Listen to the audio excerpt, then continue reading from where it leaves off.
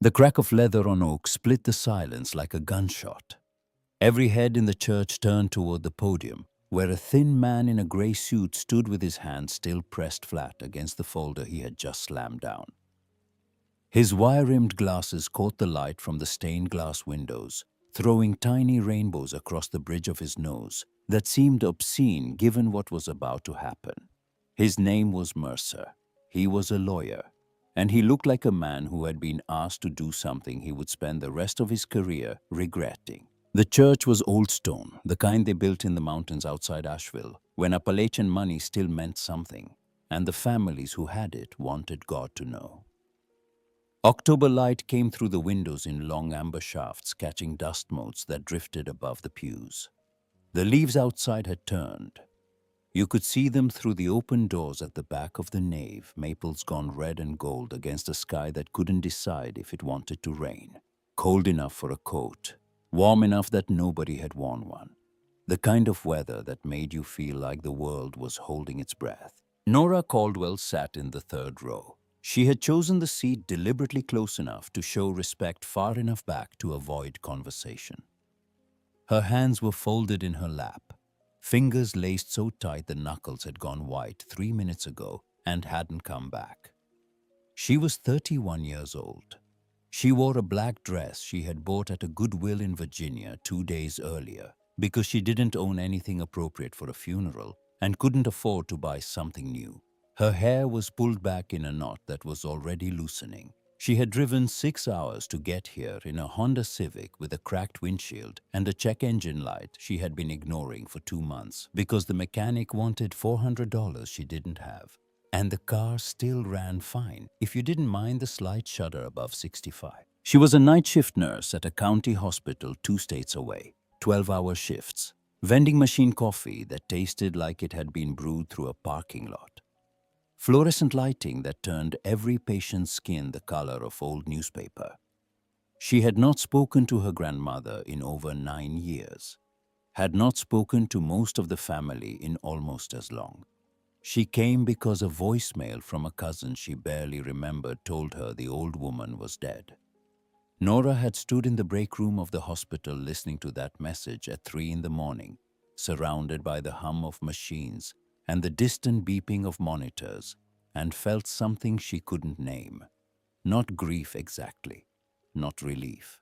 Something more like the sensation you get when a door you thought was locked forever suddenly swings open and you realize you have to decide whether to walk through it. She came for herself, not for them. She needed to look at the box in the ground and know it was real. Know that the woman who had shaped the first 19 years of her life and haunted the next 12 was actually gone. That was worth 6 hours in a shuddering Civic. That was worth the Goodwill dress.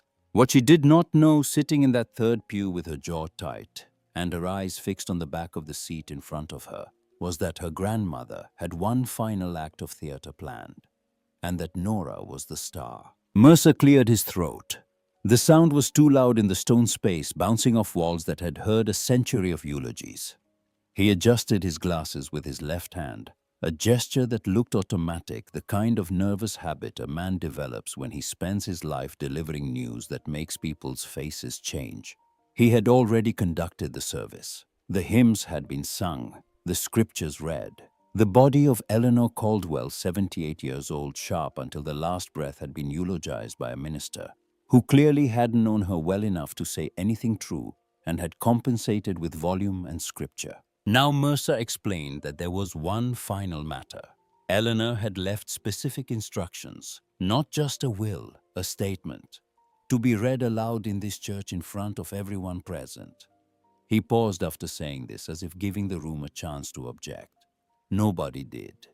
The Caldwells didn't object to things. They endured them. They absorbed them. They waited to see where the power landed and then adjusted. He opened the leather folder. The pages inside were typed on heavy cream-colored paper, the kind that costs more than regular paper, for no reason except to signal that the words on it matter more than regular words. Mercer began to read, and Nora's grandmother began to speak from beyond the grave. The voice that came through Mercer's mouth was not his, it was Eleanor's. Not literally, but in the rhythm, the precision, the way every sentence was built like a trap with the teeth hidden in the last clause. Eleanor Caldwell had been many things. A matriarch, a strategist, a woman who could make you feel like the most important person in the room and the most expendable in the same conversation. She controlled the family the way a conductor controls an orchestra, not by playing every instrument, but by deciding who got to play and who sat in silence. She controlled the money. She controlled the land. She controlled who ate at the Thanksgiving table and who drove home hungry. And now she was controlling her own funeral. The statement began with generalities. Eleanor thanked the family for their loyalty. She praised the Caldwell name and its history in these mountains. She referenced her late husband Gerald, dead 15 years, with a warmth that surprised those who remembered how rarely she had spoken of him when he was alive. She spoke about legacy, about duty, about the weight of carrying a family forward through changing times. It sounded rehearsed and dignified, and exactly like what you would expect from a woman who had spent 78 years making sure everything she did in public was calculated to the syllable. Then she said Nora's name. The shift was immediate, like a blade being drawn from a sheath. The rhythm changed. The sentences got shorter, harder. Mercer's voice dropped half a register, as if the words themselves were pulling his pitch down. Eleanor called her granddaughter ungrateful. She said Nora had turned her back on the family when they needed her most. She said the disappointment of watching Nora pack a single suitcase and drive away from the Caldwell house at 19 was the greatest heartbreak of her life, greater than Gerald's death, greater than any of the losses she had weathered in nearly 8 decades of living. She said Nora had chosen strangers over blood, had chosen a life of fluorescent lights and other people's suffering over the privilege and responsibility of being a Caldwell, had walked away from everything the family had built and never once looked back. Then Eleanor said something that made the room go still in a way that was different from the quiet that came before it. Before, it was the quiet of attention. Now it was the quiet of witnessing something that felt like it should be private but wasn't.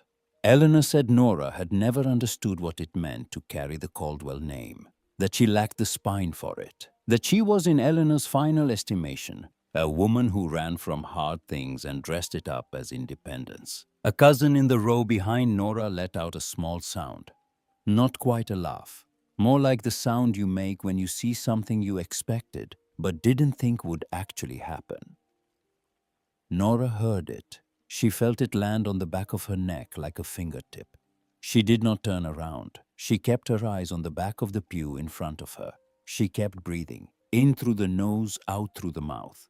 The way she breathed when a patient coded at 3 in the morning, and there was no time for panic, only procedure. In the front row, Howard Caldwell sat with his arms folded across a chest that was too large for the suit jacket, straining to contain it. Big man.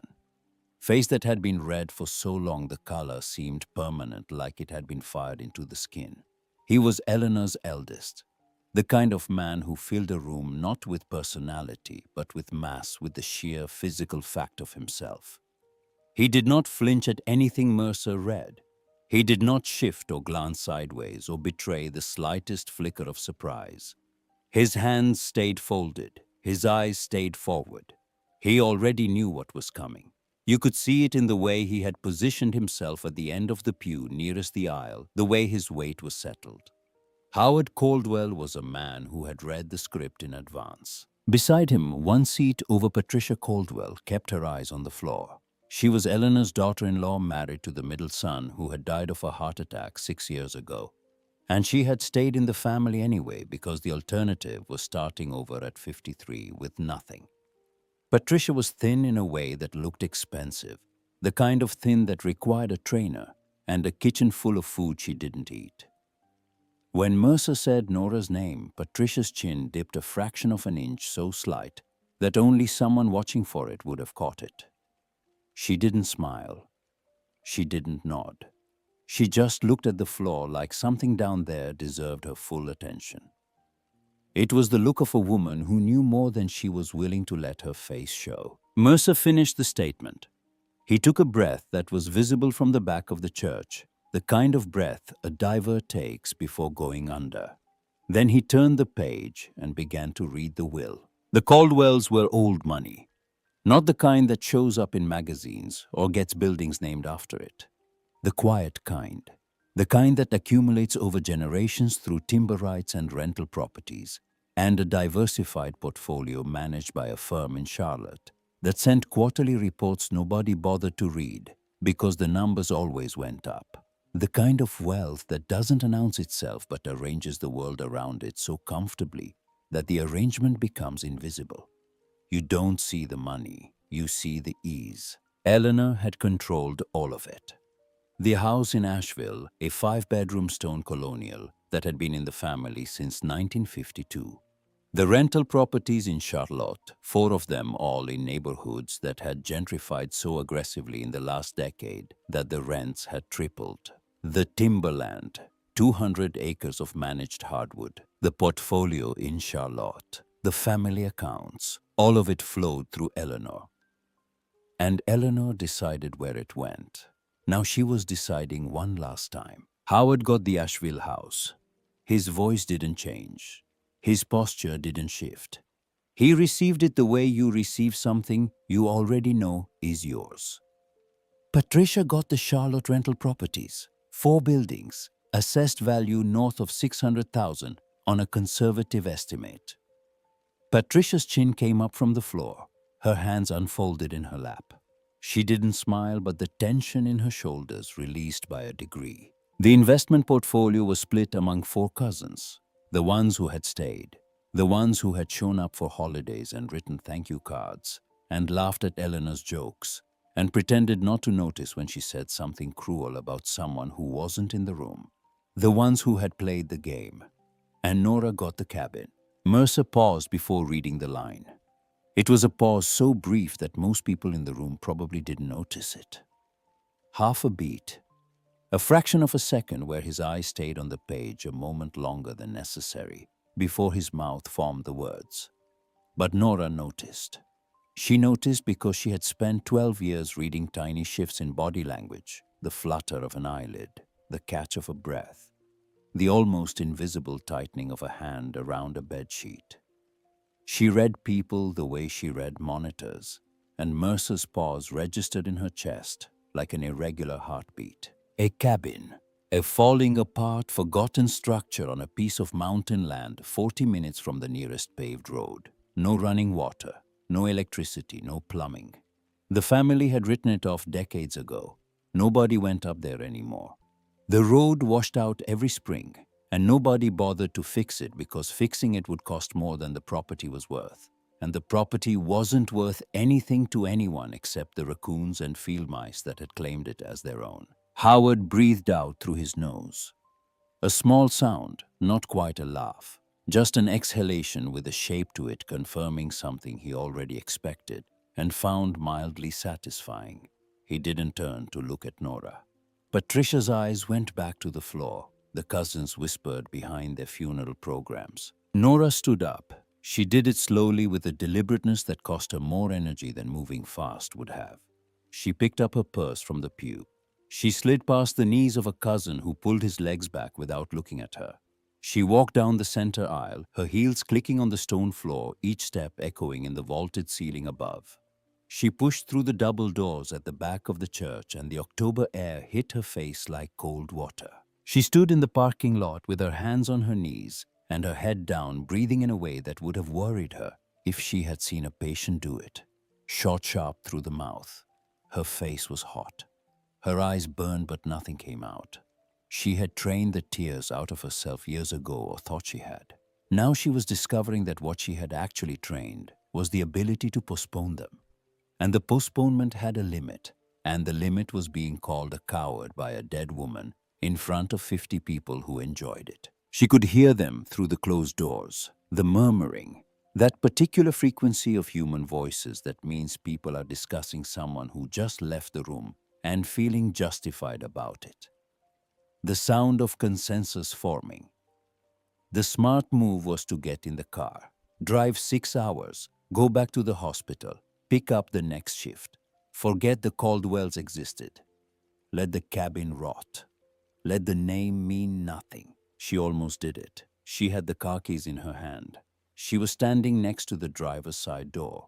The Civic was warm from the October sun, the cracked windshield throwing a line of light across the dashboard like a scar. But something stopped her. It wasn't the insult. She could survive that. She had survived worse from Eleanor when the woman was alive. It wasn't the laughter. Howard's breath through his nose was just confirmation of something she had always known about him, that he was a man who measured other people's losses against his own gains and smiled at the arithmetic.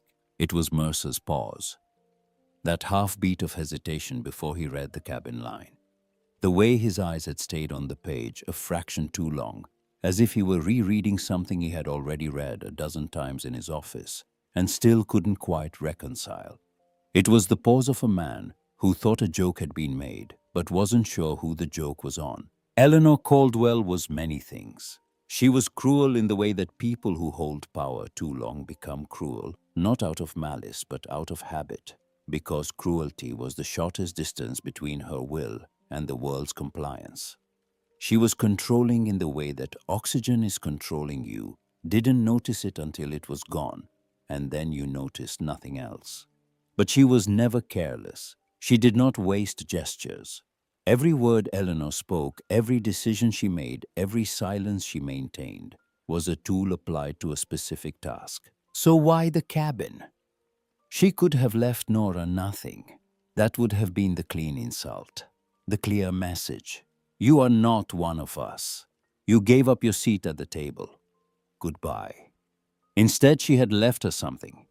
Something with an address, something with a key. Something specific enough that a lawyer had to pause before reading it aloud. Nora put the keys back in her purse. She didn't get in the car. She walked to the far end of the parking lot, where the gravel met the grass and the grass met a low stone wall, and the wall looked out over a valley that dropped away into blue distance and October color. She stood there until her breathing normalized and her face cooled, and the burning behind her eyes retreated to wherever it lived when she wasn't looking at it. Then she pulled out her phone and called Mercer's office. The receptionist said he was still at the church. Nora said she would wait. 20 minutes later, Mercer called back. His voice was different on the phone than it had been at the podium.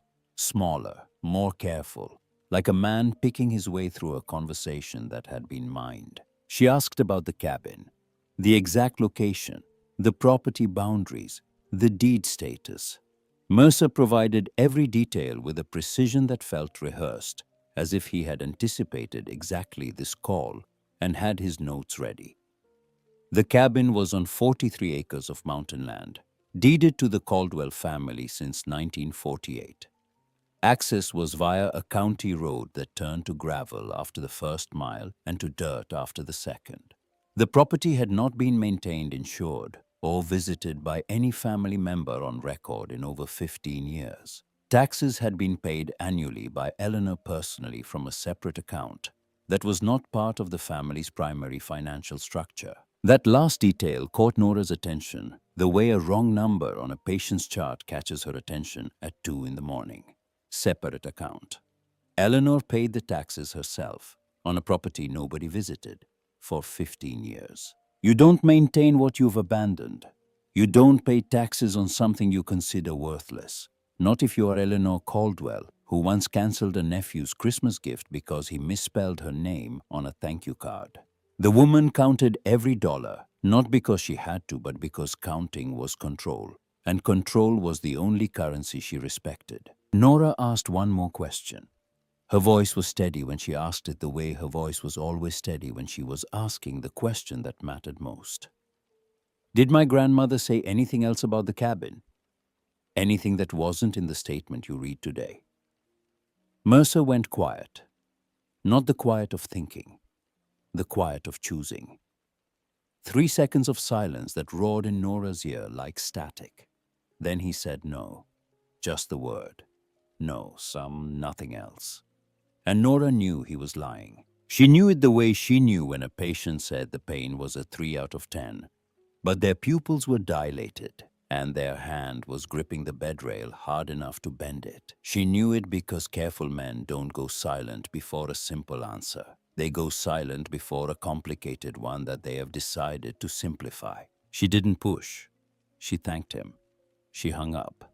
She stood at the stone wall looking out over the valley with the phone still warm in her hand, and she made a decision that would change everything that came after.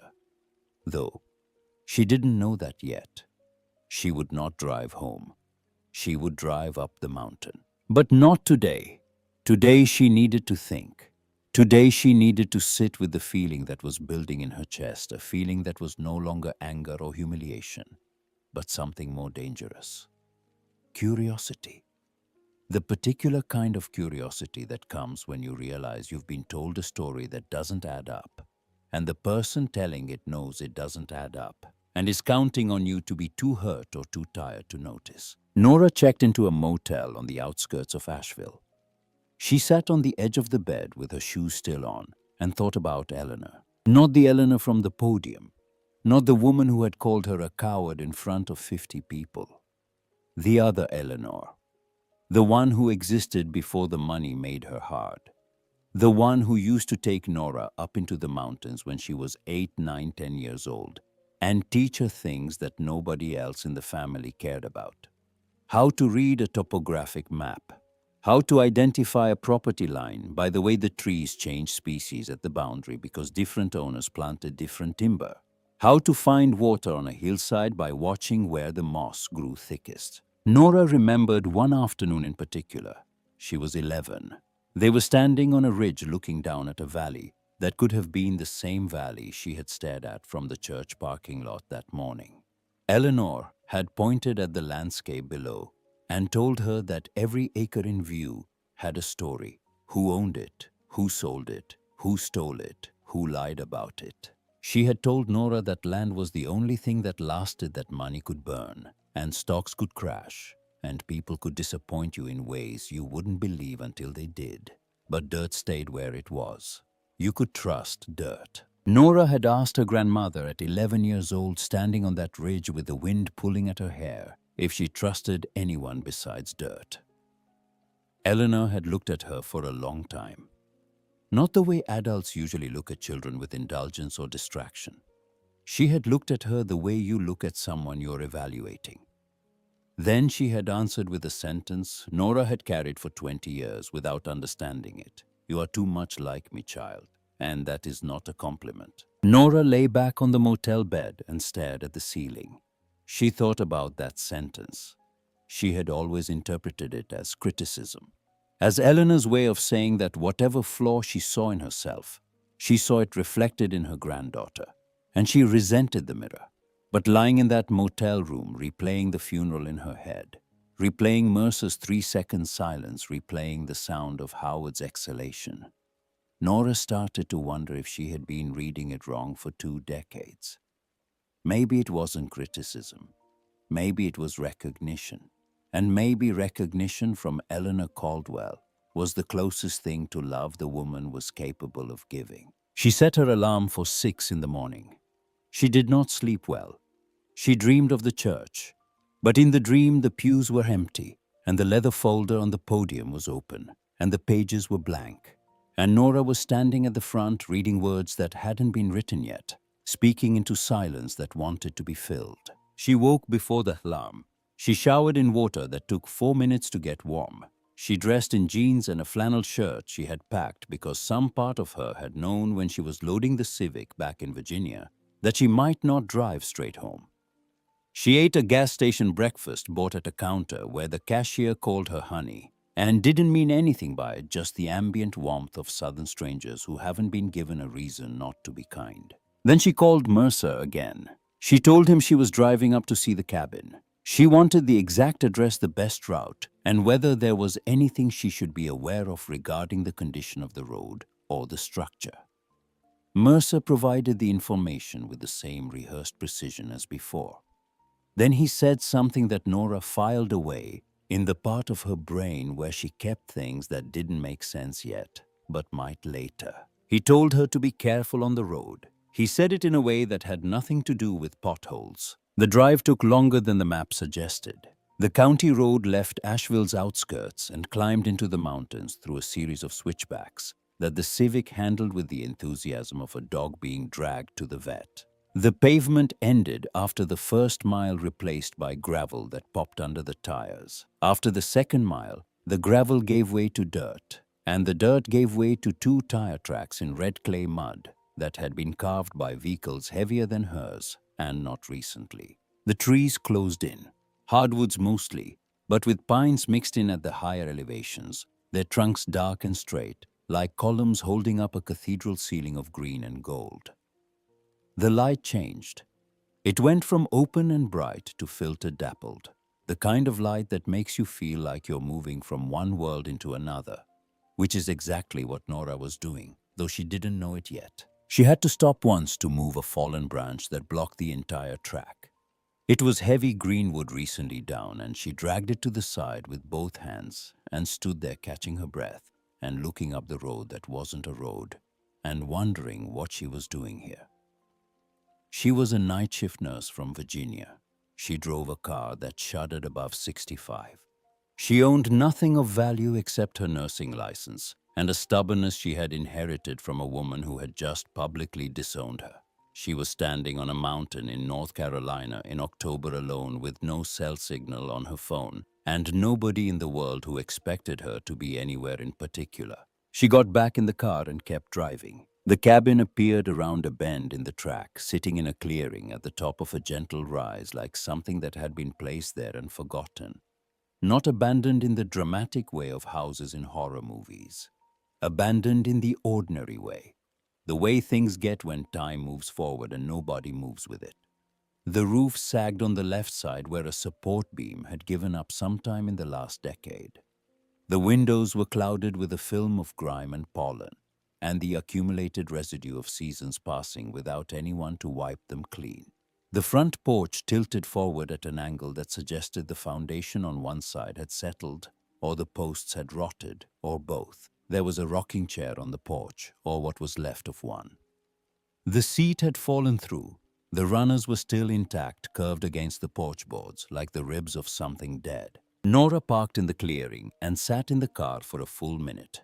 She left the engine running. The Civic idled with its characteristic shudder, and the sound was comforting in the way that familiar imperfections are always comforting. She looked at the cabin through the cracked windshield. She thought about what Mercer had said, "Be careful." She thought about the separate account Eleanor had used to pay the taxes. She thought about the 3-second silence on the phone. She thought about the pause before the cabin line. Then she turned off the engine, grabbed the flashlight she kept in the glove compartment for late-night walks to her car after shifts, and got out. The air hit her first. Thin and cold and clean in a way that made the air she normally breathed feel like something she should apologize for putting in her lungs.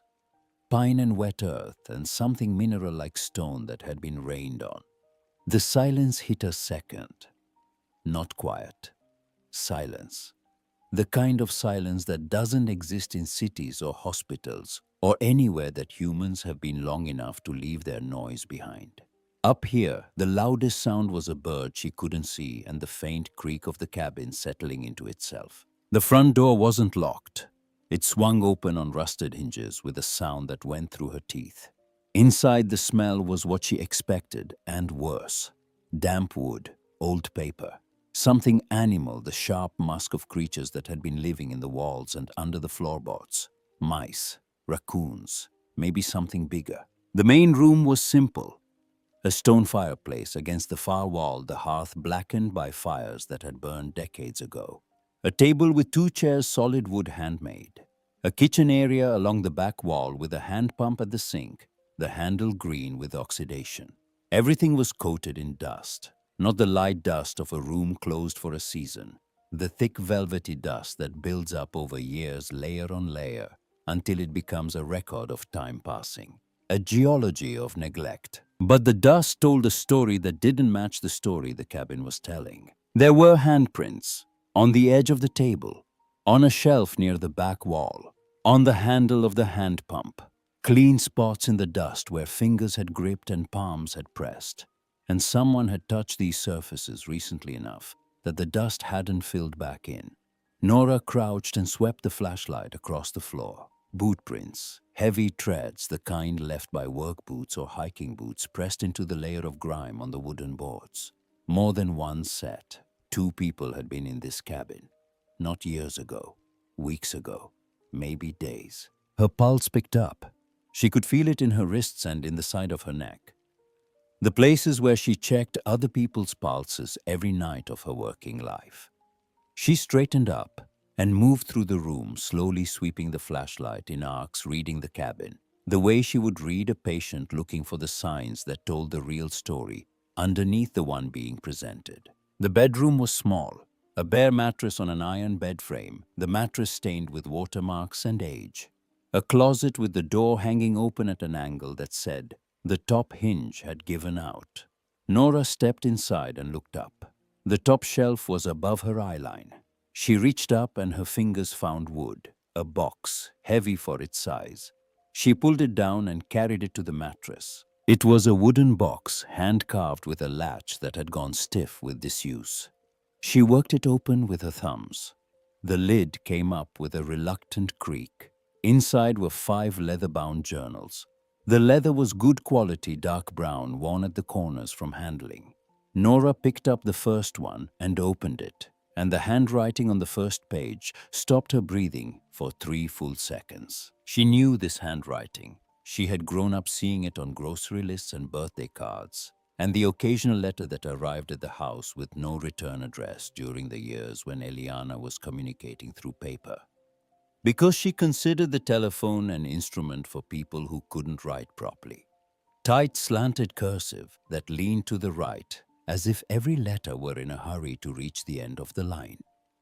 Nobody else wrote like this. It was Eleanor's hand on every page. But these weren't diary entries. They weren't accounts of family dinners or grandchildren's milestones. They were records, names and dates and dollar amounts written in columns with the precision of a bookkeeper who expected the books to be audited. Property transfers documented in detail that went far beyond what any normal family member would bother to note. Payments to individuals Nora had never heard of listed with the regularity of payroll. References to land transactions that involved county officials named explicitly first and last names with their titles and the dates they held office. Notes about meetings that took place in offices and parking lots and the back rooms of restaurants that closed years ago. Wire transfers to accounts in other states. The routing numbers included the amounts, circled, the dates underlined. Nora turned the pages slowly. Her hands had started trembling and she couldn't make them stop. She was reading the anatomy of something she didn't fully understand yet, but her body understood it before her mind did. Her body understood that these pages were dangerous, that they existed in this cabin for a reason, that they had been hidden here by a woman who hid nothing without cause. At the bottom of a page, near the end of the first journal, she found a phrase written in red ink and circled 3 times, each circle drawn with enough pressure to leave an impression on the page beneath. They will come looking for these. Nora closed the journal. She sat on the edge of the iron bed with the box in her lap and the flashlight propped against the pillow, casting a cone of white light across the stained mattress. And she listened to the silence of the cabin around her. And she understood that she had not driven up this mountain to see a piece of unwanted real estate. She had driven up this mountain because her grandmother had arranged it so she would. Every step of it. The insult at the funeral. The worthless inheritance. Mercer's pause. All of it was a map, and the map led here to this room, to this box, to these pages filled with a dead woman's meticulous accounting of something the living would kill to keep buried. She opened the second journal. The records grew more specific, more detailed. The names became more recognizable. The dollar amounts grew larger. And then, tucked between the pages near the back, she found something that changed the geometry of the entire situation. A hand-drawn map, not a professional survey or a cartographic document. A sketch done in pencil on a sheet of paper torn from a legal pad. It showed the layout of the cabin. Every room drawn to approximate scale, labeled in Eleanor's handwriting. The main room, the kitchen, the bedroom, the closet. but with one addition that Nora had not observed in the actual space. A mark near the kitchen area, an X drawn below the floor level below where the floorboards would be labeled with a single word in Eleanor's tight cursive. Cellar. Nora set the journals on the mattress. She walked back to the kitchen.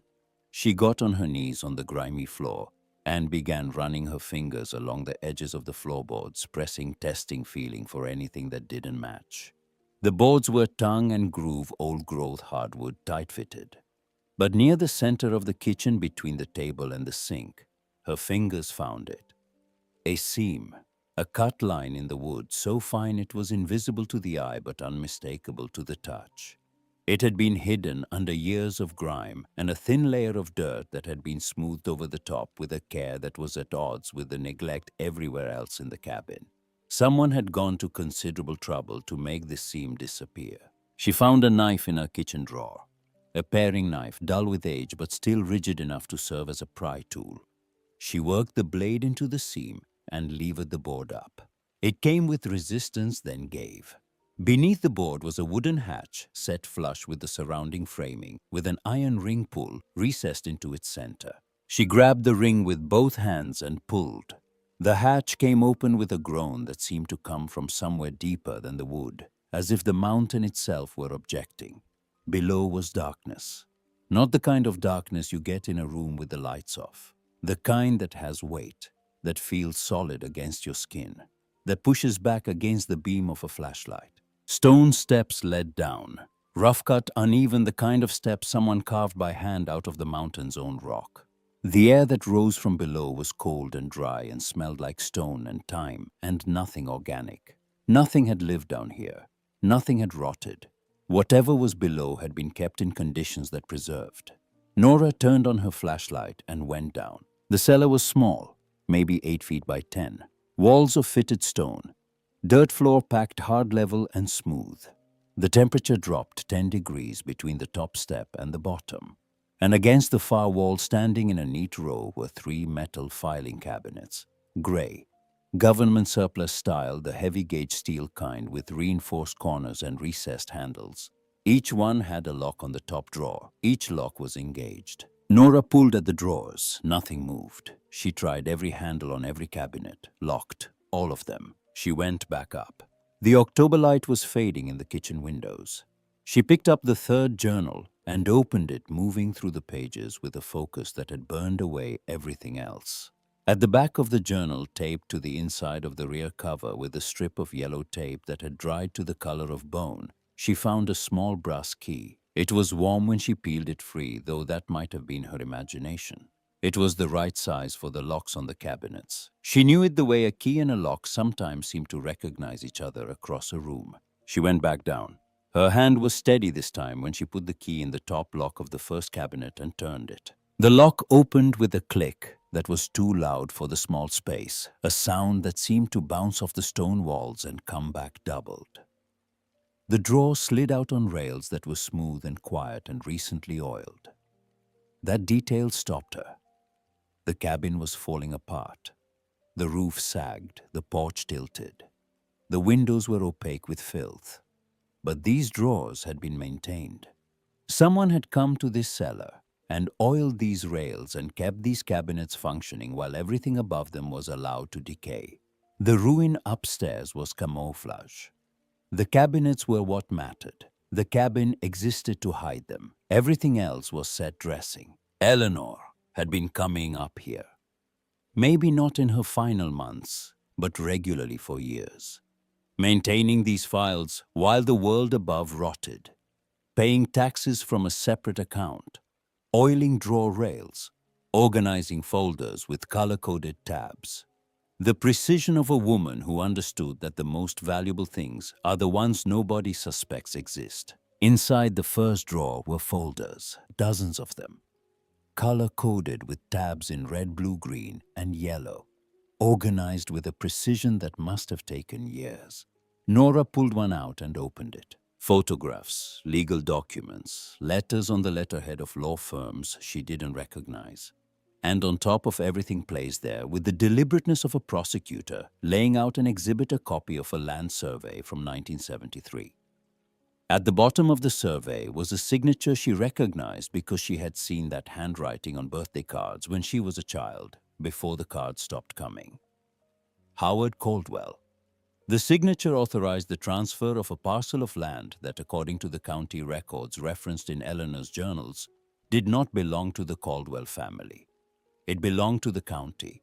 It had been sold at a fraction of its assessed value through a company called Ridgeline Holdings, which, according to the incorporation documents filed 3 pages deeper in the folder, traced its ownership back to Howard himself. Nora sat on the bottom step of the stone staircase with the folder open in her lap and the flashlight propped against the wall.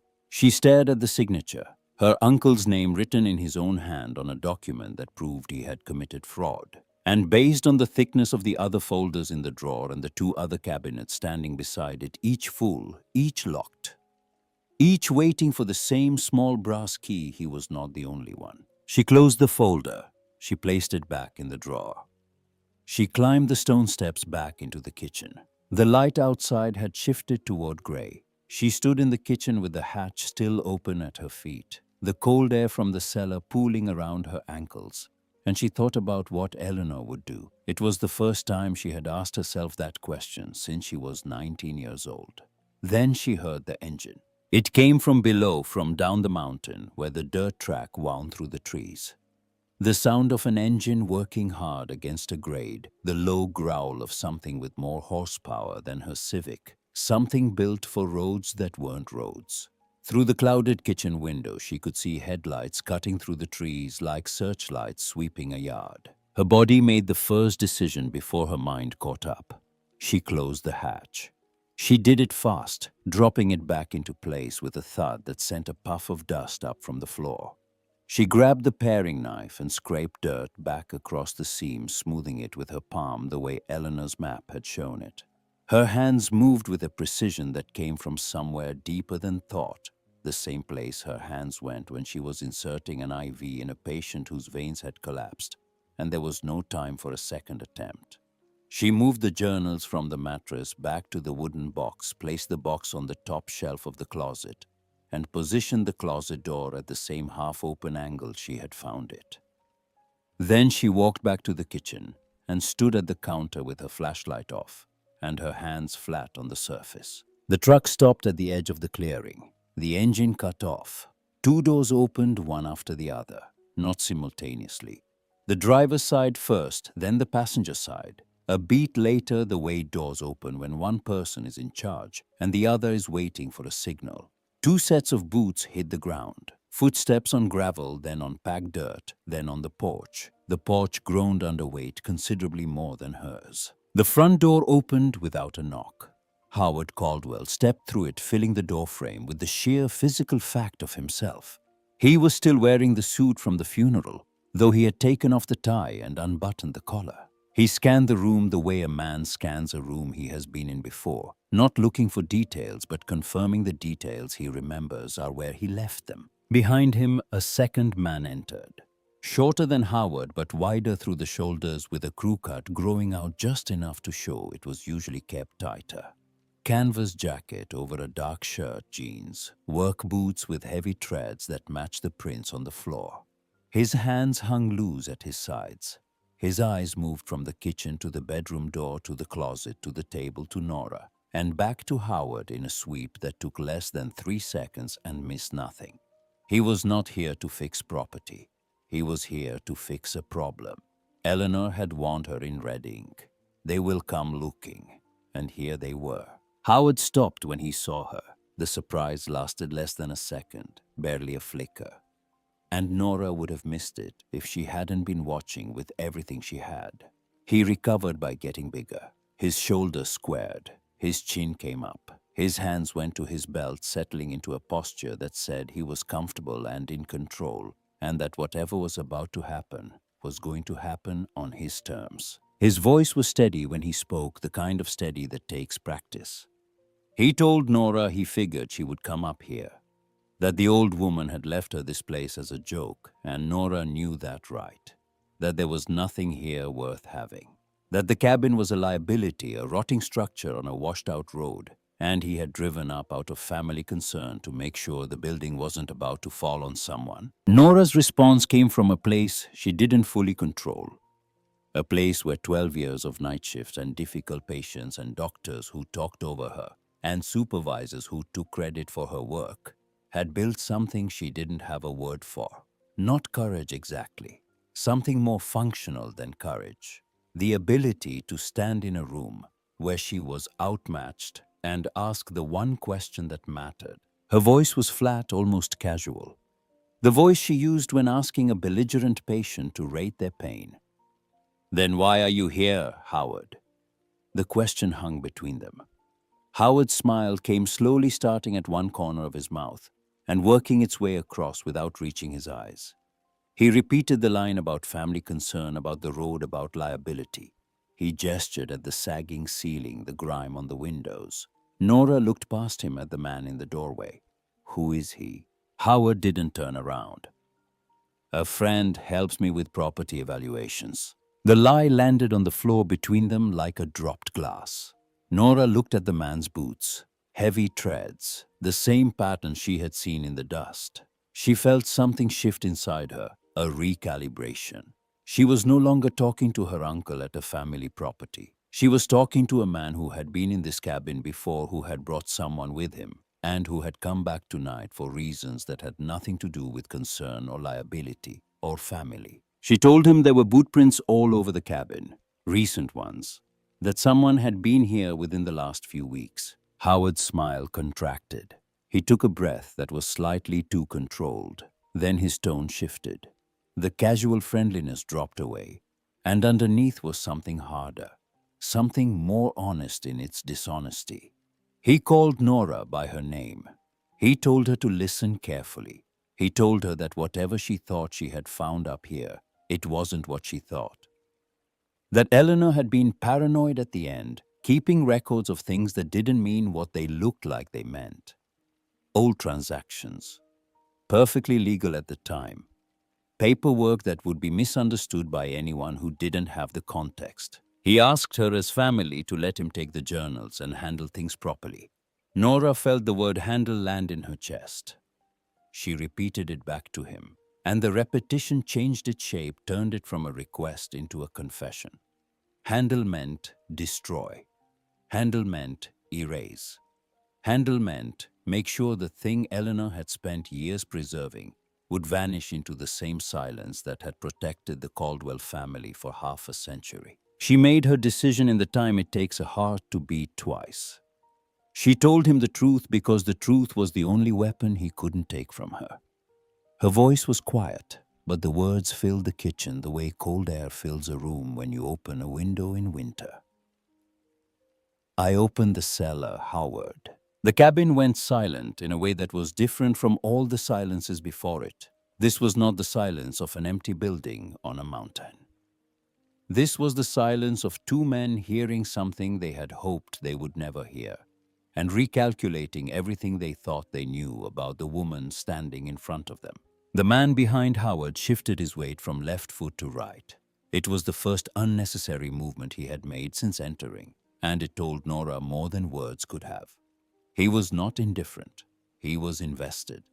Whatever was in those filing cabinets involved him too. Howard's face went through a sequence of changes so rapid, they were almost subliminal.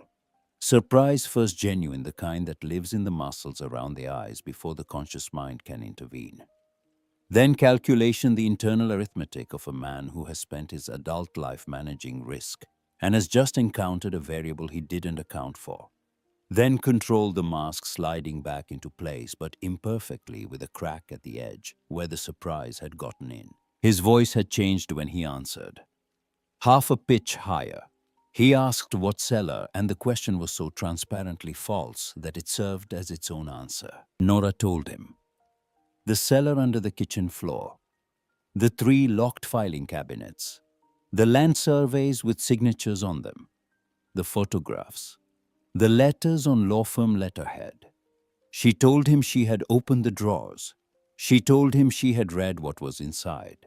She did not tell him how much she had read or how much she understood, Because the gap between what she knew and what he feared she knew was a space she could use, and she needed every advantage. Howard took a full step forward. The floorboards protested under his weight. His voice dropped to a register meant to be intimate but landing as menacing. He told her she needed to understand something, that the contents of those cabinets involved more than just him. Patricia, the cousins, people outside the family, attorneys, county commissioners, a judge who had sat on the bench for 23 years and retired with honors and a pension and a reputation that would not survive the contents of a single folder. People who had been comfortable for a very long time. People who would respond to the disturbance of that arrangement with the full weight of everything they had built. Nora asked him if that was a threat.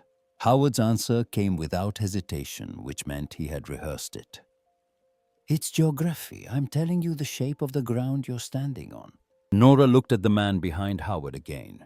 The man's eyes were fixed on her now, steady, unblinking, with the flat patience of someone who has been trained to wait and is very good at it. She understood something in that moment that restructured everything she had assumed about this encounter. Howard had not brought a friend. He had not brought a property evaluator. He had brought a man whose presence was itself a message, and the message was that conversations can end in ways that don't involve words. This was not a family disagreement. This was a negotiation conducted in a place where there were no witnesses and no cell signal, and no one who knew where Nora Caldwell was standing at this moment. The currency being exchanged was not money or property. It was silence. Howard was buying. Nora was being asked to sell. She felt her heartbeat in the base of her throat. Fear was present. It was standing right behind her rational mind, breathing on the back of her neck. But she had learned something about fear during 12 years of night shifts in a county hospital, where the staffing was always short and the patients were always sicker than the charts suggested. Fear is just information.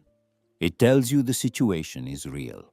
What matters is what you do with the information. She spoke, and her voice carried the particular steadiness she reserved for moments when everything depended on sounding like she had nothing to lose.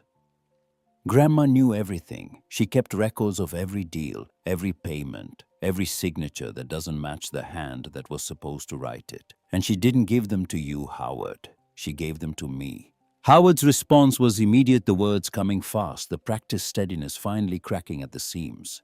He said Eleanor was angry, that she was old and bitter and vindictive, that she wanted to punish the people who had spent their lives taking care of her. Nora shook her head. The motion was small but absolute. She gave them to me because I'm the only person in this family who would do the right thing with them. Howard stared at her for 5 full seconds. She counted them. 5 seconds is long enough for a man to make a decision he can't take back. He turned to the man behind him and spoke 2 words that changed the temperature in the cabin. Get them. The man moved toward the bedroom door. He moved with the efficiency of a man who has been given a task he anticipated. Nora stepped sideways. She put herself between him and the doorway. He stopped. He was close enough now that she could see the details she had missed from across the room. A scar on his jaw just below the ear. Hands calloused across the knuckles in a pattern that didn't come from manual labor. Eyes that assessed her not as a person, but as an obstacle measuring her weight, her balance, her likelihood of moving. She was smaller, lighter, no weapon and no leverage, and no one coming to help. She was standing in a cabin on a mountain in the dark, with 2 men who had the physical power to take whatever they wanted. The only thing she had was the fact that she was standing in a building that legally belonged to her, in front of documents that legally belonged to her, facing 2 men who had no legal right to any of it. Legality, the thinnest shield in the world. But she had something else, something she had built in the 45 minutes between arriving at the cabin and hearing the truck engine. A lie, not a sophisticated lie. The kind of lie you construct from the materials at hand when the materials are limited and the time is short and the stakes are everything. Her legs had started to tremble beneath her. a tremor she controlled by locking her knees, a technique she had learned during the first code blue she ever attended as a student nurse when the patient died and the attending walked away. And Nora stood there holding the defibrillator paddles and learned that your body can betray you, but only if you let it. She told Howard that she had called Mercer that morning from the town at the base of the mountain where her phone had 4 bars and the call had gone through clean. She told him she had given Mercer the exact location of the cabin, the reason she was driving up, and specific instructions about what to do if she didn't call back by 8 o'clock that evening. She told him that Mercer had those instructions now in writing, and that if Nora failed to check in, Mercer would contact the state attorney's office in Raleigh and provide them with everything Nora had described about the contents of the property. The lie was built on a foundation of truth. Nora had called Mercer that morning. The call was real. It was logged on her phone. If Howard checked, and Howard was the kind of man who checked, the record would confirm it. What the record would not confirm was the content of the conversation, which had been nothing more than Nora asking for directions and Mercer providing them. But Howard couldn't know that. He couldn't call Mercer to verify, not from a mountain with no signal. And the one thing Howard could never be fully certain of was whose side Mercer was on. Mercer had been Eleanor's lawyer. Eleanor had trusted him with the statement, the will, the sealed instructions governing the estate. Howard had no way of knowing what else Eleanor had trusted Mercer with. And that uncertainty, that narrow gap between what Howard knew and what Howard feared, was the space in which Nora's lie survived. The man stopped. He looked at Howard. The look lasted 2 seconds and contained an entire conversation conducted in the language of men who have worked together long enough to communicate without speaking. The question was in the man's eyes. The answer was in Howard's jaw, which had gone tight enough to reshape his face. Howard's hands clenched at his sides. For a moment that lasted longer than any moment should Nora thought he was going to do something that couldn't be undone. The cabin was dark. The mountain was empty. The nearest human being was miles away. The arithmetic was simple and terrible. 2 men, 1 woman, no witnesses, no signal. The math worked in their favor in every way except one, and the one way it didn't was the only way that mattered. Mercer. The name hung in the air like a tripwire. The possibility that taking the documents and silencing Nora would not end the problem, but multiply it. Howard was a man who had spent 50 years managing risk, and the calculation he was running behind his reddened face was the most important of his life. His voice came out low and compressed, pushed through a jaw that didn't want to open. You're making the worst mistake of your life. Nora heard the fear underneath the words. She heard it the way she heard an irregular rhythm in a heartbeat that the patient insisted was fine. The fear was real. It was the first honest thing Howard had communicated since he walked through the door.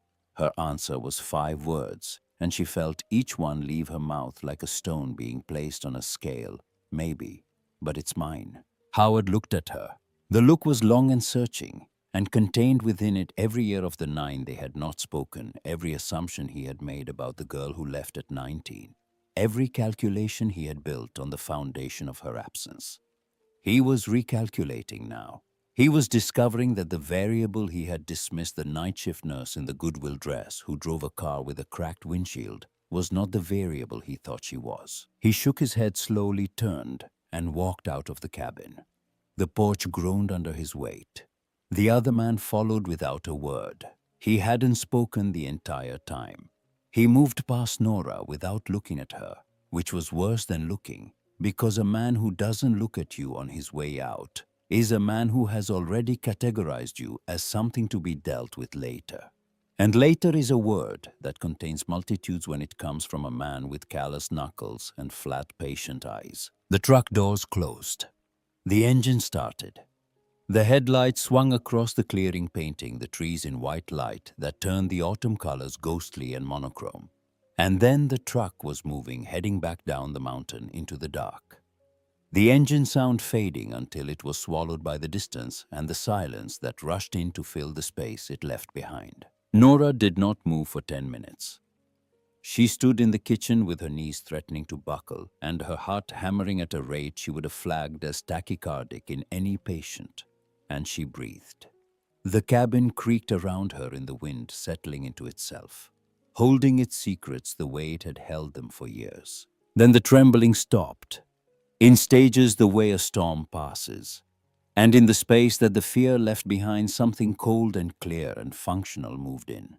She pulled her phone from her pocket. No signal, she had known that. She had built her bluff around that fact and the hope that Howard wouldn't think to test it. She turned on the camera and went to work. She started with the journals, every page, every column of numbers, every name and date and dollar amount. She photographed them in sequence, keeping the pages flat under her palm using the flashlight for illumination. Then she went back down to the cellar. She unlocked each cabinet. She photographed every folder, every document, every photograph, every letter, every land survey, with its signatures and dates and legal descriptions. She worked methodically the way she charted patients, the way she inventoried medication, the way she did everything in her professional life that required accuracy under pressure. She did not rush. She did not skip pages. She did not allow her hands to tremble because shaking hands make blurry photographs and blurry photographs are worthless as evidence. It took 3 hours. By the time she finished, it was full dark outside. She had over 400 images on her phone. 400 photographs of 50 years of fraud documented by a dead woman who had spent the last decade of her life preparing this moment with the same meticulous attention she brought to everything. Nora climbed the stairs from the cellar for the last time. She closed the hatch. She smoothed the dirt over the seam. She replaced the journals in their box, the box on the shelf, the closet door at its broken angle. She left the cabin looking exactly as she had found it. She drove down the mountain in the dark. The road was worse at night, every rock and rut amplified by the inability to see what was coming. Her headlights carved a tunnel through the trees. She drove slowly, both hands on the wheel, leaning forward in the seat. The Civic bottomed out twice on exposed rocks, and each time the sound went through her like electricity. She didn't stop until she reached a small town at the base of the mountain. A different motel than the one in Asheville. Smaller, cheaper, with a neon sign missing 2 letters and a parking lot occupied by 3 other cars, none of which were trucks. She checked in. She paid cash. She asked the woman at the front desk for the Wi-Fi password and received it written on a sticky note in handwriting that was nothing like Eleanor's. She locked the door. She checked it twice. She wedged the desk chair under the handle the way she had seen people do in movies and never imagined she would do in life. Then she sat on the edge of the bed and uploaded 400 photographs to a cloud drive she created on her phone while standing in the motel parking lot, the first moment she had a signal since morning. She emailed a copy to herself. She emailed a second copy to a separate email address she created on the spot. Then she spent 45 minutes searching online for an attorney who specialized in land fraud cases in North Carolina. She found a woman named Karen Voss, based in Raleigh, whose firm's website listed public corruption and property fraud among its specialties.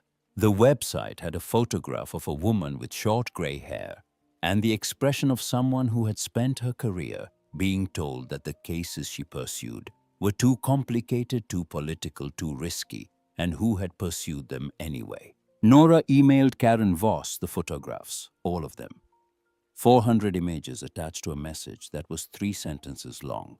She identified herself, described the documents, and asked for a consultation at the earliest possible time. She did not mention the Caldwell name. She kept the email factual and brief because she understood, in a way born not of legal training, but of 12 years of clinical documentation, that facts survive and emotions don't. And what she needed to survive was the facts. Then she sat on the edge of the motel bed with her phone in her lap, and the Wi-Fi password sticky note stuck to the nightstand and the chair wedged under the door, and she cried. The tears came fast and without warning. She didn't cry the way people cry in stories, gracefully with meaning. She cried the way people cry in motel rooms at midnight when they're alone and frightened and furious, and they've just done something that can't be undone. She cried with her whole body until her ribs hurt. and her throat was raw, and the pillow under her face was wet in a circle the size of a dinner plate. She cried because she understood now what Eleanor had done. Not the journals, not the cellar, not the filing cabinets or the land surveys or the 50 years of record keeping. She understood the funeral. Eleanor had not humiliated Nora out of cruelty. She had not read those words from beyond the grave because she believed them. She had done it for the same reason she had paid taxes on a worthless cabin from a separate account. For the same reason she had oiled the filing cabinet rails while letting the roof sag. Strategy. She needed the family to believe that Nora was nothing, a failure, a disappointment, a cast-off who received the leftover scrap, because even a dead woman's contempt requires a target. If the family believed Nora was worthless, they wouldn't wonder about the cabin. They wouldn't ask why Eleanor had bothered to leave anything at all to the granddaughter she supposedly despised. A bitter old woman leaving garbage to the relative she hated was a story that made sense. A story nobody would examine. A story that would hold up long enough for Nora to find what Eleanor had left for her to find. Eleanor had turned her own funeral into misdirection. She had weaponized her own death. She had used the last public act of her life to create cover for the one person she trusted with the truth. And the cover worked because it was built on a foundation that everyone in that church already believed. They believed Nora was nothing because Eleanor had spent 9 years telling them she was nothing. And Eleanor had spent 9 years telling them she was nothing because she was planning this, all of it, from the moment Nora left at 19. The cabin was not a punishment.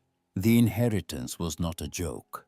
Every word read at that podium was armor-fitted precisely around a truth so dangerous that a 78-year-old woman had died protecting it rather than speak it aloud. Nora lay on the motel bed and felt the weight of something she hadn't felt in 9 years settle over her. Not love. Something that cost more than love. Something that left marks. The recognition that she had been seen clearly across all those years and all that silence by a woman who never said so could never say so because saying so would have compromised the operation. And the operation was everything. She slept for 4 hours in fragments, waking each time with her heart racing and her eyes going first to the door where the chair sat undisturbed under the handle. In the morning, she would drive back to Virginia. She would go back to the hospital. She would work her shifts. She would wait. But lying in the dark in a motel room that smelled like industrial cleaner, and old carpet with 400 photographs stored in a cloud drive that existed nowhere and everywhere at once. Nora Caldwell understood that the woman who had been called a coward that morning in a stone church outside Asheville was the only Caldwell who had ever been trusted with the family's real inheritance. Not the money, not the land, not the portfolio or the properties or any of the things that the people in those pews had spent their lives protecting. The truth. The truth was the inheritance. And the test was not whether she could find it. The test was what she would do with it next. Karen Voss called on a Thursday, 9 days later. Nora was standing in the break room of the county hospital at 2:15 in the morning, holding a cup of coffee that had gone cold an hour ago, watching a muted television cycle through headlines she would forget by sunrise. Her phone vibrated against her thigh, and the voice on the other end was low and precise and carried the weight of someone who has spent a career looking at documents that prove the worst things people do to each other, and has learned to discuss those things the way mechanics discuss engines, with clarity without sentiment, with attention to function over feeling. Voss told Nora she had reviewed all 400 photographs. She had cross-referenced the names in Eleanor's journals with publicly available county records, property filings, and incorporation documents for the shell companies mentioned in the files. She had run preliminary title searches on 6 of the properties described in the first filing cabinet. What she was looking at was not a family embarrassment. It was a criminal enterprise that had operated continuously for approximately 50 years, involving the fraudulent acquisition of county-owned land at below-market prices through private arrangements with elected and appointed officials The use of forged signatures on deeds and survey documents and the concealment of these transactions through a network of holding companies whose ownership traced back through layers of filings in 3 states to Howard and Patricia Caldwell and at least 4 other individuals whose names appeared in the journals with regularity. The estimated value of property acquired through these transactions exceeded $4 million. Some of the officials named in the records were dead. Others had retired. At least 2 were still holding public office in the county where the Caldwell family had built its quiet empire of land and silence. Voss asked Nora what she wanted to do. The question was simple. The answer was not. Nora stood in the break room with the fluorescent lights buzzing above her and the cold coffee in her hand and told Voss she needed time to think. Voss said she understood. She said she would be available when Nora was ready. She said one more thing before hanging up a sentence delivered with the practiced neutrality of a lawyer who has learned that the most important things you say to a client are the things that sound like they don't matter. Whatever Nora decided, Voss recommended she not contact any member of the Caldwell family. Not Howard, not Patricia, not the cousins, no one. Because the moment anyone in the family learned that Nora had legal representation, the documents in the cabin would become the target of a coordinated effort to destroy them, and the filing cabinets on the mountain would be empty before a subpoena could be drafted. Nora hung up and stood in the break room for a long time. She thought about it for 11 days. Not continuously. There were shifts to work, patience to care for the small administrative machinery of a life that doesn't stop moving just because the person living it is standing at a crossroads. She drove to work and thought about it. She drove home and thought about it. She lay in bed at dawn with the curtains drawn and stared at the ceiling of her apartment and thought about it. The choice was real. It sat in front of her like 2 doors in a hallway, and behind each door was a different version of the rest of her life. Door 1 was leverage. She could take the documents to Howard and negotiate.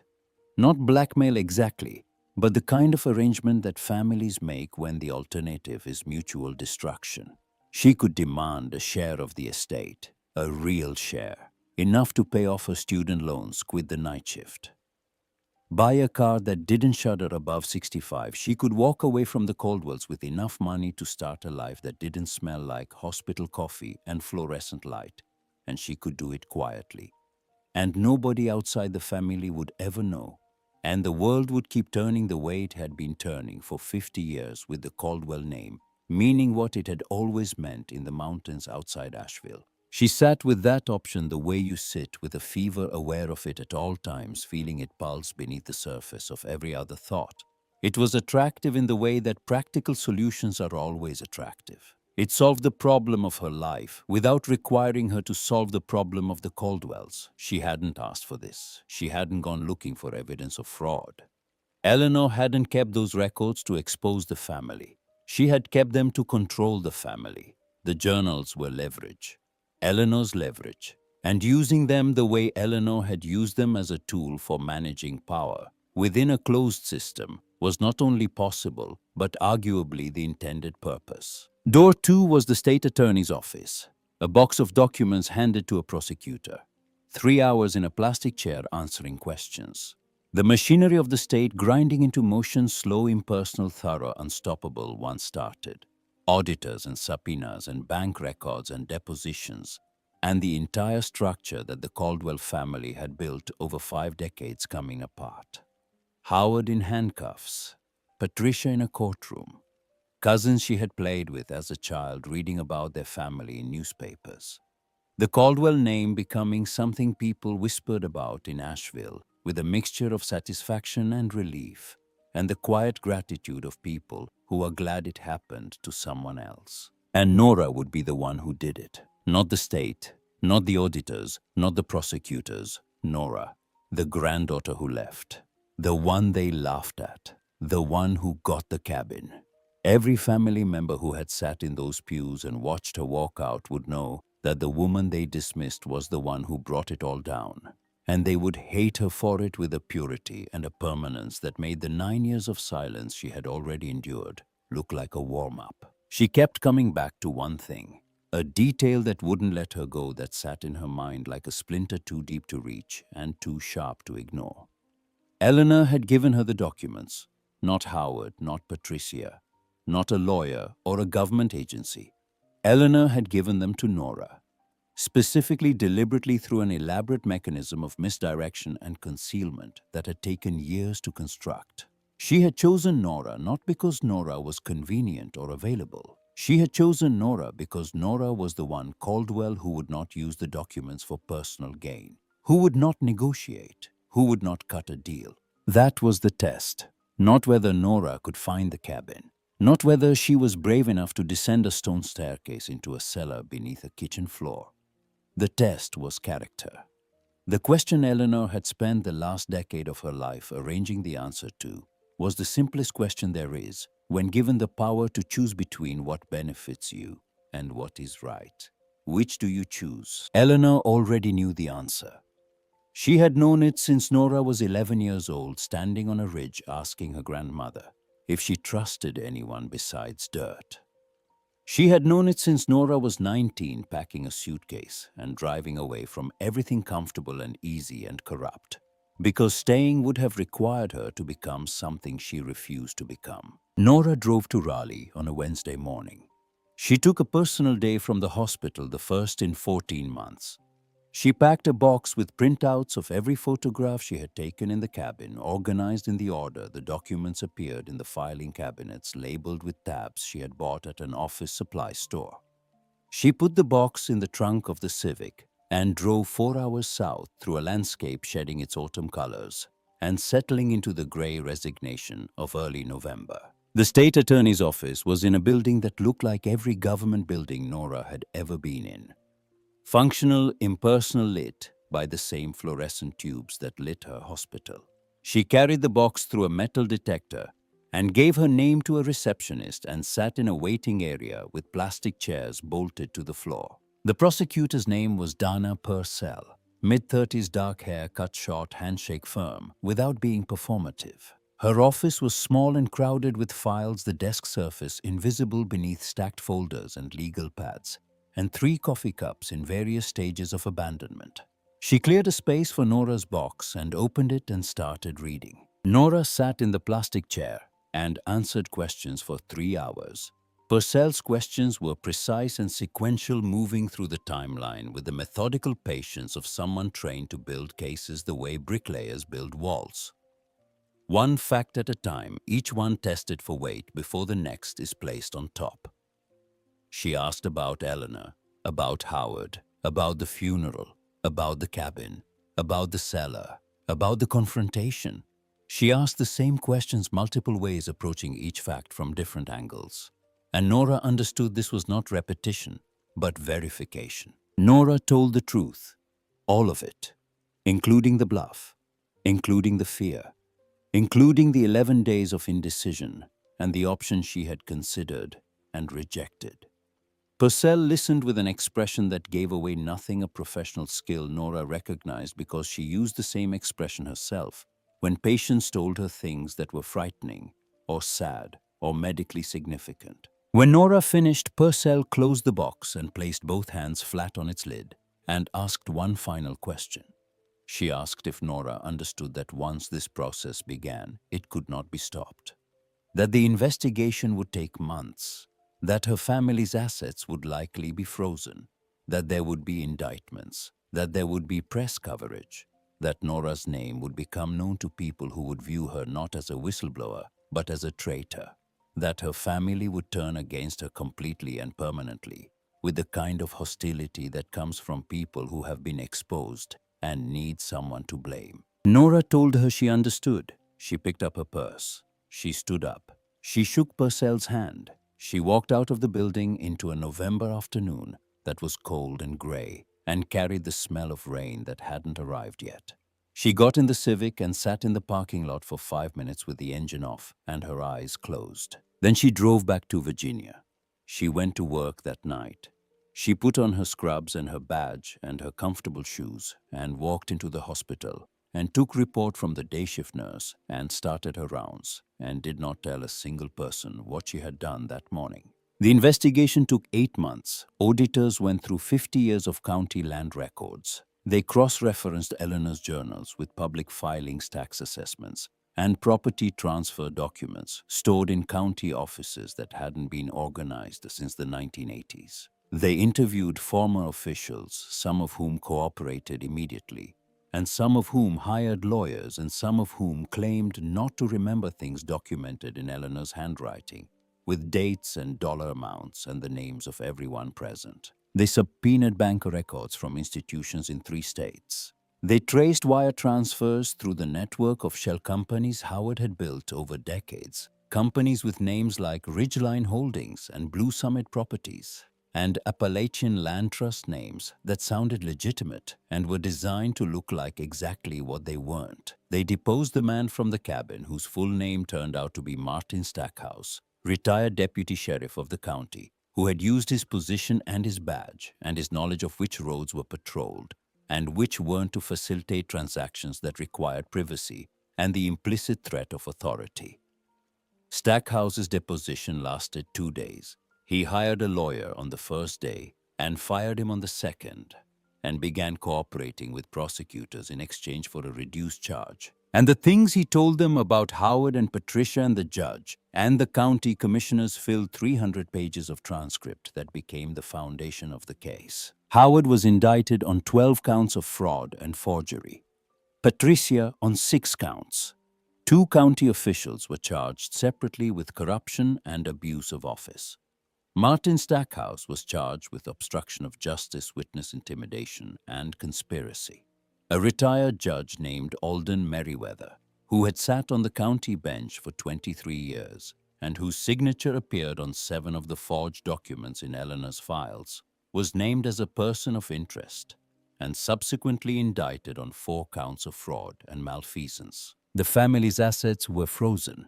The Charlotte properties, the investment portfolio, the Asheville house.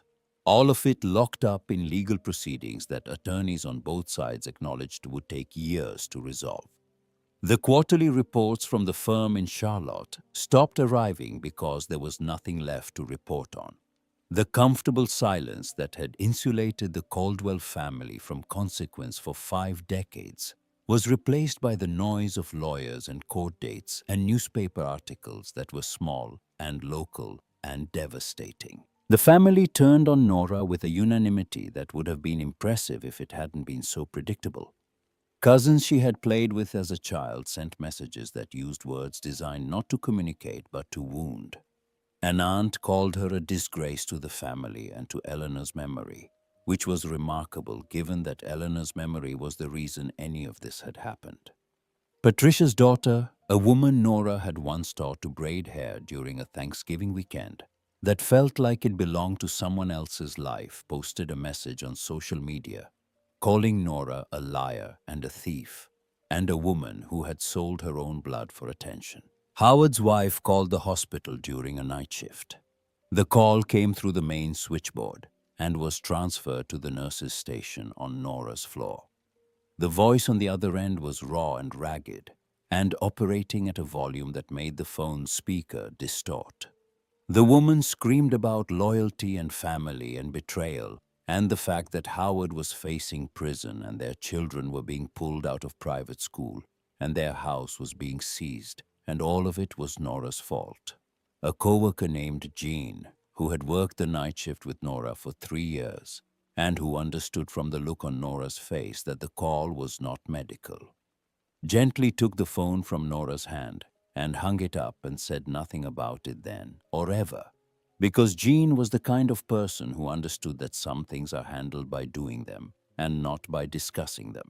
Nora changed her phone number the next day. She kept working. She kept showing up for her shifts. She did not give interviews. She did not respond to the social media posts. She did not tell the story to anyone who didn't need to hear it for legal reasons. She lived inside the silence the way she had always lived inside silence, not because it was comfortable, but because it was hers, and the only alternative was noise that served no purpose. 6 months after the indictments, a letter arrived at Nora's apartment. It came in a plain envelope with no return address, but the postmark was from the town where Mercer's office was located. Inside was a single sheet of paper folded into thirds. The handwriting on the paper was Eleanor's. That tight slanted cursive leaning to the right, each letter precise and deliberate, and carrying the weight of a woman who had spent her entire life choosing her words the way a surgeon chooses instruments. Mercer had included a note on his own letterhead, explaining that Eleanor had left this document in a separate sealed envelope with instructions that it be delivered to Nora, and only after the contents of the cabin had been made public. Only after the test had been passed. Mercer had waited. He had monitored the legal proceedings through channels available to him as the executor of Eleanor's estate. When the indictments were handed down, he fulfilled his final obligation to his client and sent the letter. Nora read it at her kitchen table on a Tuesday morning, the same table where she ate cereal before shifts and paid bills on her laptop, and did all the ordinary things that constitute a life between the extraordinary ones. The apartment was quiet. The November light through the kitchen window was thin and gray, and honest, showing everything without flattering anything. Eleanor's words were spare and unadorned, stripped of the rhetoric that had characterized her public speech and the strategy that had governed her private one. She wrote that if Nora was reading this letter, then Nora had done what Eleanor could not. She wrote that she had spent 40 years keeping the family secrets because she was afraid of what would happen if they surfaced, and she had told herself that keeping them was protection. But it was cowardice, and she had known it was cowardice the entire time, and knowing had not been enough to make her brave. She wrote that Nora had always been braver than her, that this was not a discovery but a lifelong observation confirmed at every stage, from the girl on the ridge who asked uncomfortable questions to the young woman who packed a suitcase and drove away from everything easy. She wrote that she had not sent Nora away from the family at 19 as punishment. She had sent her away as preservation, because if Nora had stayed, the family would have reshaped her slowly, invisibly, until the original form was gone, and what remained was something smooth and compliant and unrecognizable. Eleanor had watched it happen to Howard. She had watched it happen to Patricia. She had watched it happen to every person who stayed inside the system long enough for the system to become indistinguishable from their own identity. She would not watch it happen to the one person in the family who was built to resist it. She wrote about the funeral. She acknowledged it directly without apology, because Nora Caldwell did not apologize even in letters written to be read after her death. She wrote that she knew Nora was strong enough to endure it. And she wrote that she needed the family to believe that Eleanor hated Nora, not because they would have followed Nora otherwise, they hadn't cared about Nora in years, but because if they thought Eleanor loved Nora, they would have questioned the cabin. A bitter old woman leaving garbage to the granddaughter she despised was a story nobody examines. A grandmother leaving anything at all to the one person she secretly valued was a story everyone examines. The sham had to hold just long enough for Nora to reach the mountain. She wrote that the cabin and the 43 acres around it were the only property the Caldwell family had ever acquired through legitimate means. They were clean. They were Nora's.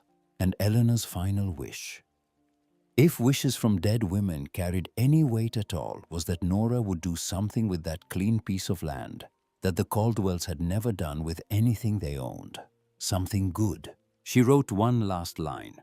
It sat at the bottom of the page, separated from the paragraph above it by a space that felt intentional, as if Eleanor had paused before writing, had set down the pen and picked it up again, had decided that after a lifetime of strategy and misdirection and words chosen for their tactical value, she would end with something that was simply true. I did not say goodbye to you at 19 because goodbyes are for people who are finished.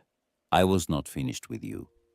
I never was. Nora sat at the table for a long time after she finished reading. She did not cry. She had exhausted that mechanism at a motel at the base of a mountain weeks ago and had not replenished it. She just sat there, holding a dead woman's handwriting. feeling the weight of something that had no name in any language she spoke, but that she recognized the way you recognize a landscape you have seen before in dreams, familiar and impossible and more real than anything around it. She went back to the cabin one more time. She brought cleaning supplies, a small generator, and a sleeping bag. She spent a weekend on the mountain. She cleared the debris from the main room. She replaced the section of porch railing that had finally given way when she tested it with her hip. She pulled the cracked pane from the kitchen window and replaced it with glass she had bought at a hardware store in the valley, carrying it up the mountain wrapped in blankets in the back seat of the Civic.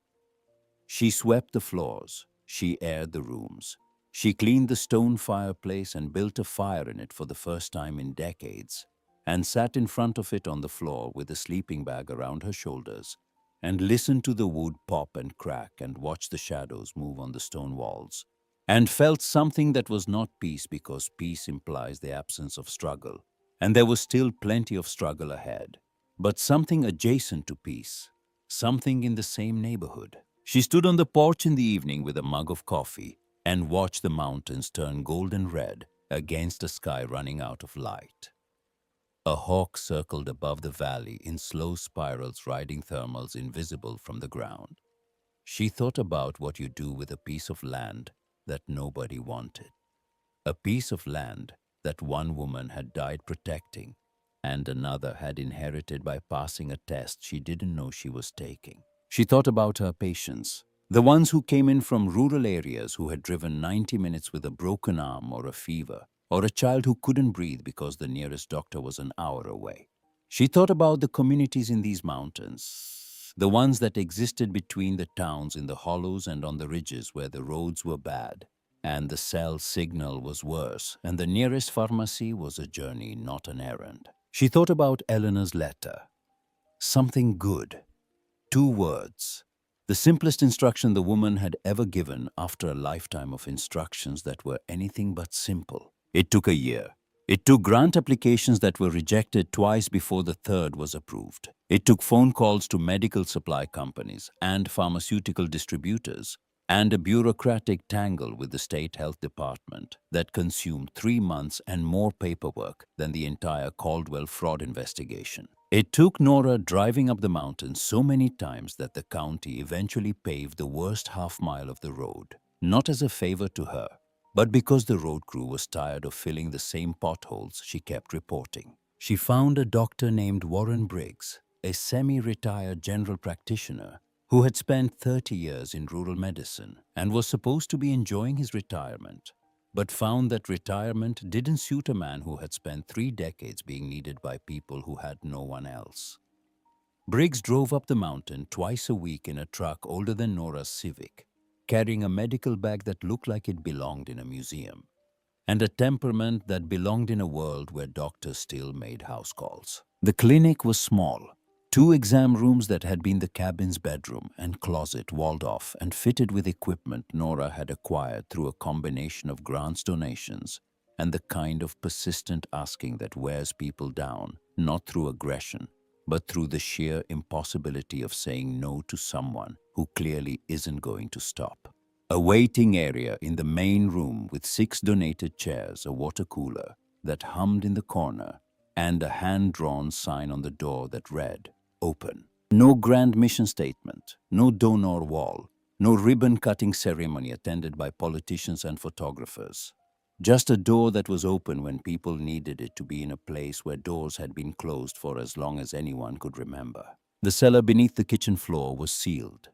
Nora had filled it with concrete on a Saturday in March, mixing the bags herself in a wheelbarrow, borrowed from Briggs, pouring the gray slurry down the stone steps, until it filled the small room where 3 filing cabinets had once stood in the dark holding 50 years of secrets. The cabinets were gone, taken as evidence by Purcell's team, transported to a government facility where they would sit in a different kind of darkness, the controlled temperature darkness of an evidence locker, until the trials concluded and the appeals exhausted and the legal system finished its slow digestion of the Caldwell legacy. The concrete dried smooth and level. Nora laid the kitchen floorboards back over it and this time did not hide the seam. There was no reason to hide anything anymore. The first patient was an 80-year-old man named Harold, who had been living with untreated diabetes for 4 years because the nearest doctor who accepted his insurance was 70 minutes away. And he had stopped driving after his license expired, and he couldn't pass the eye exam. Briggs sat him down in the exam room that used to be a bedroom, checked his blood sugar with equipment Nora had purchased online with grant money that took 4 months to arrive, and started him on a treatment plan that Harold followed with the diligence of a man who had been waiting 4 years for someone to tell him what to do. The second patient was a young mother with twin toddlers and an ear infection she had been treating with warm olive oil and prayer, because the closest urgent care was over an hour away, and she couldn't afford the gas for the drive, let alone the copay at the end of it. Nora looked in the children's ears with an otoscope she had bought used from a medical equipment reseller in Charlotte, prescribed amoxicillin from the small pharmacy stock she kept in a locked cabinet in the kitchen, and sent the family home with a follow-up appointment and a box of crackers from her own supply because the children looked hungry. And hunger is a medical condition, even if the textbooks don't always classify it that way. They kept coming after that. Word moves through mountain communities the way water moves through limestone, slowly following paths that aren't visible from the surface, arriving in places you didn't expect. Within 6 months, Nora was seeing 40 patients a week. She worked 3 night shifts at the county hospital in Virginia and spent 2 days at the cabin. She drove back and forth between 2 lives that shouldn't have fit together, but did the way unlikely things often fit together when the person holding them refuses to let go of either one. She never talked about the Caldwells, not to the patients, not to Briggs, not to the reporter from a local paper who drove up the mountain one afternoon to write a small story about the clinic and asked where the cabin came from. Nora told him it was a family property. That was true. She left out the rest. The reporter wrote a piece that ran on page 7 and generated 4 phone calls from people who wanted to donate chairs, and one from a woman who wanted to know if the clinic could treat her goat, which it could not. But Nora provided a referral to a veterinarian in the valley because helping people find what they need is a habit that doesn't distinguish between species. She did not name the clinic after Eleanor. She did not name it after anyone. She did not hang a plaque or frame a photograph or create any monument to the woman whose death had made it possible. Eleanor would not have wanted a monument.